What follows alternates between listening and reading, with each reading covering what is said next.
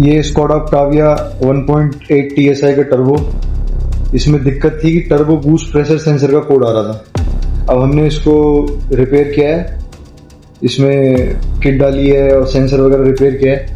अब इसको गाड़ी में फिट करेंगे और फिर आपको दिखाएंगे कि गाड़ी कैसे पिकअप ले रही है और जो प्रॉब्लम थी वो सॉल्व हो गई है।